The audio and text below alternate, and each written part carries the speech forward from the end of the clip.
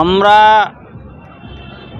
পদ্মা, গঙ্গা এবং ভাগীরথী মূলত এই তিনটা নদীর যে বিধ্বংসী আক্রমণ জনগণের উপরে মালদা জেলা এবং মুর্শিদাবাদ জেলার, সেই মালদা জেলা এবং মুর্শিদাবাদ জেলা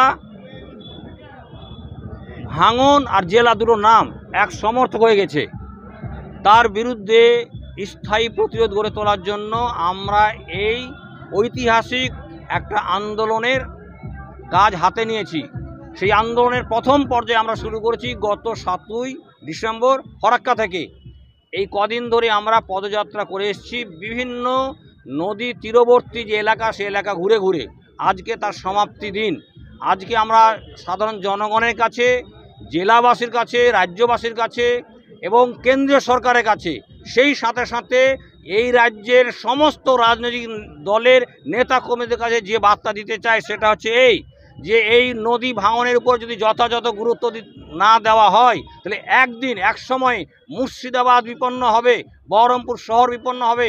ইতিহাস থেকে, ভূগোল থেকে শমশেরগঞ্জ, ফরাক্কা, সুতি, মালদা এগুলো সব নিশ্চিহ্ন হয়ে যাবে। সেটা ইতিহাসের খাতায় তারা চলে যাবে। যদি এটা করতে হয় তাহলে দল মত নির্বিশেষে জেলার সমস্ত মানুষকে নিয়ে, সব দলের, সব ধর্মের, সব পেশার মানুষকে নিয়ে ঐক্যবদ্ধভাবে গণজাগরণ গড়ে তুলতে হবে। এবং এই জনজাগরণের কাছে বাধ্য হয়ে কি রাজ্যের সরকার কি কেন্দ্রের সরকার বাধ্য হয় এই সমস্যাটাকে জাতীয় সমস্যাগুলো ঘোষণা করতে এবং এর একটা স্থায়ী ব্যবস্থা করতে, এবং যারা ইতিমধ্যে ক্ষতিগ্রস্ত তাদের স্থায়ী পুনর্বাসন, এবং যারা এই নদী ভাঙনের ফলে তাদের জীবিকা হারিয়েছে তাদের বিকল্প জীবিকার ব্যবস্থা করতে হবে। এই কয়েকটি মূল বার্তা আমরা জনগণের কাছে দিচ্ছি।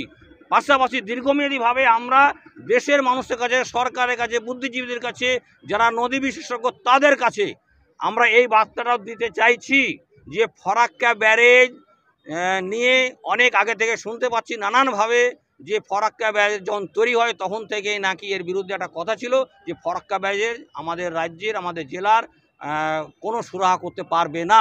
সে ফরাক্কা ব্যারেজের নতুন করে একটা বৈজ্ঞানিক সংস্কার, বৈজ্ঞানিক পর্যালোচনা হওয়া দরকার, করতে হবে, সেই দাবিটা আমরা তুলছি।